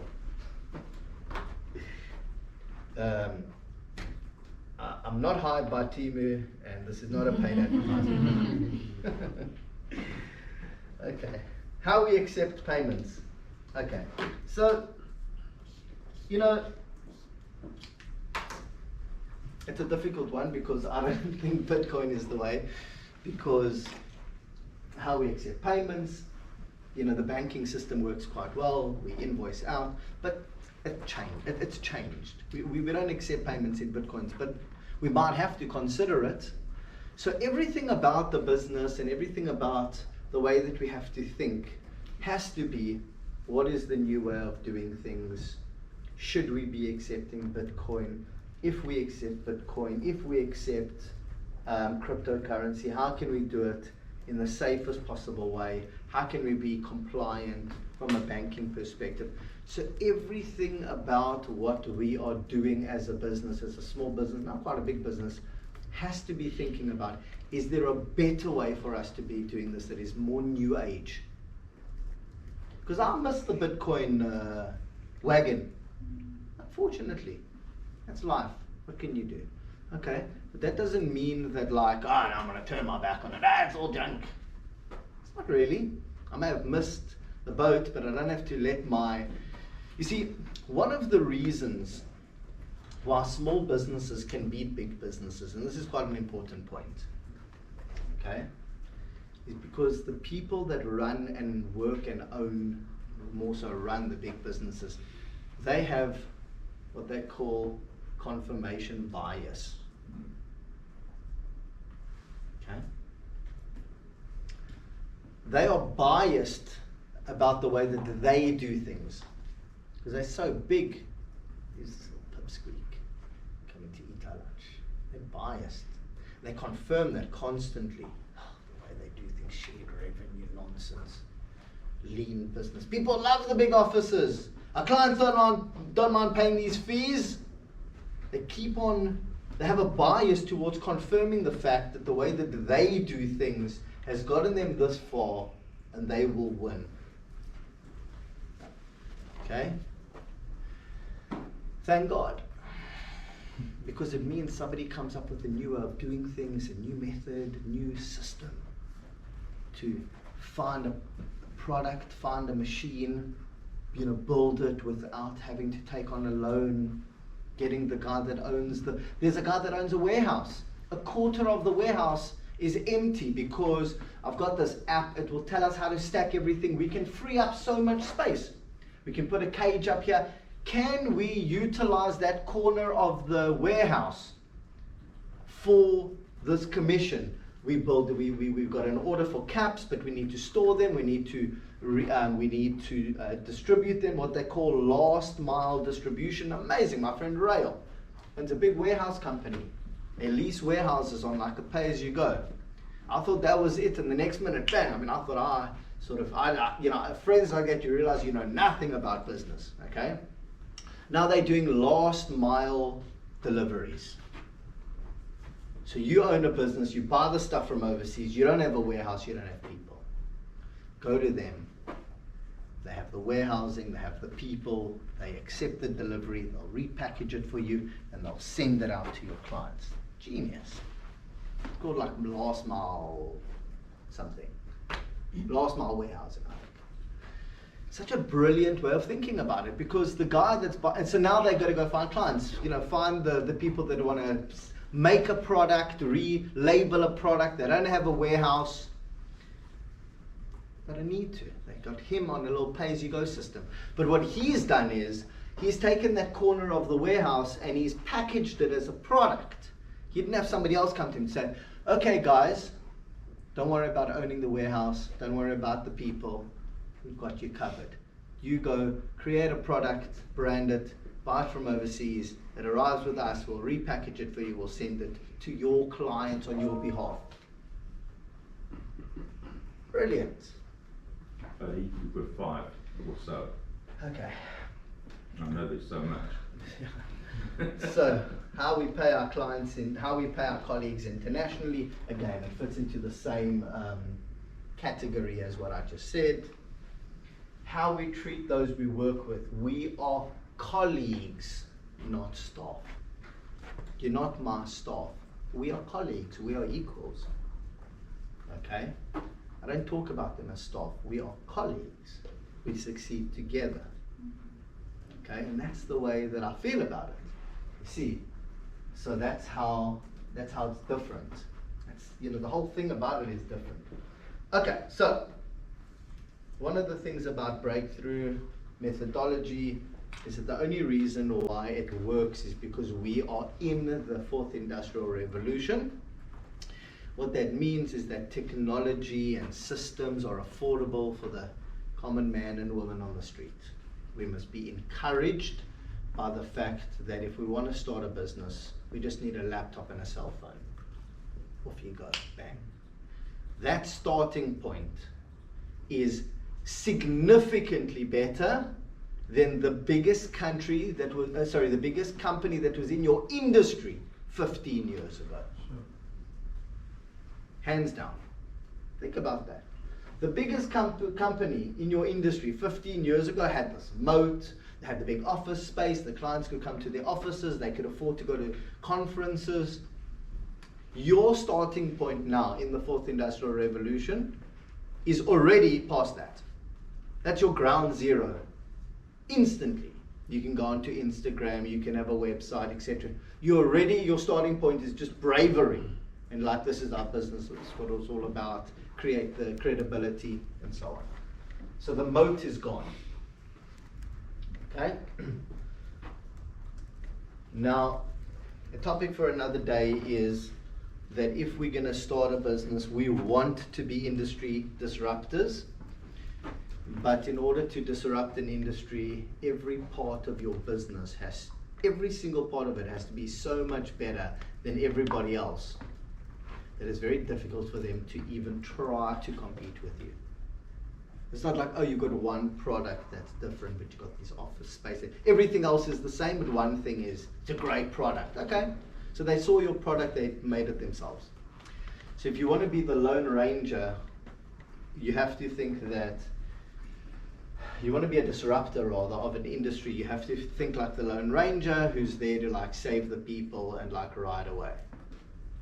Okay? You and you alone, you don't need a team, you don't need anybody. You want to be the connector. Okay? So even though you have a team, you didn't start a business with 5 people and you're all the connectors. One person starts the business and then brings everybody in. Okay? So the gig economy, we all know about the gig economy, Uber, Upwork, Fiverr, Airbnb. I have a product, I have a service, I can do a gig. Okay, that was kind of new age stuff, but the mega gig economy, or the consortium of people working together, like in our business, is basically where the consortium of gig economy professionals working together is going to take over from the corporate world. So whether you're making products, or whether you're providing services, if every part of your business is unbelievable, what should happen is, if you form a consortium where everybody is a commission earning participant, like let's say you want to start competing with Nike shoes or whatever. What are these? Superdry. Okay, I don't know anything about the Superdry people, but I'm wearing Superdry, not Nike. Why? Because I love the look and feel. I don't know whether the people that make the shoes or that own the factory or own the machinery, I don't know anything about it. They could have a deal where for every shoe that's sold in South Africa, they get 10 cents. That adds up. So I don't know anything about it, but what I'm saying is that I don't have to buy the brand that used to be around. I just want to get a great product that's affordable. And that's really the take home, is that in order to provide a product or a service to the client in an affordable way with a great look and feel, okay, you can always get great designers that will work on commission.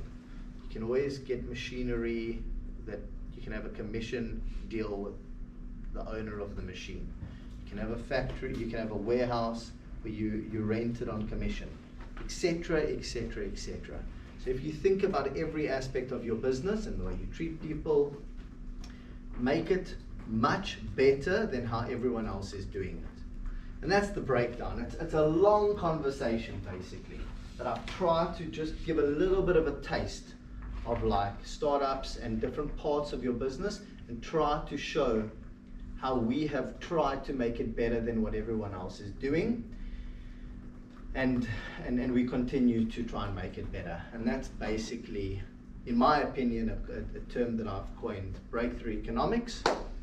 And I think the world expects breakthrough ideas. You know, it's the breakthrough ideas that are going to win, not the people that are well funded, okay, with like average ideas. They will generally, their businesses will fall short if just one thing comes up and now all of a sudden their product is the same as everybody else's. So yeah, that's the story. Great story. I'm so sorry that it comes to the end of the session, because there's just so much more that Adi can actually share with you. So just a final quick note, this thing called the consortium is a very, very interesting concept. And on another occasion, for those of you potentially going to the VL, which is the venture launch part, so that will bring Ali back for part 2, round 2 of the launch and the consortium, although he went through quite a lot of it, but the consortium thinking is a very, very interesting concept that again brings all of these players in this meta gig economy together. And he shared that with me.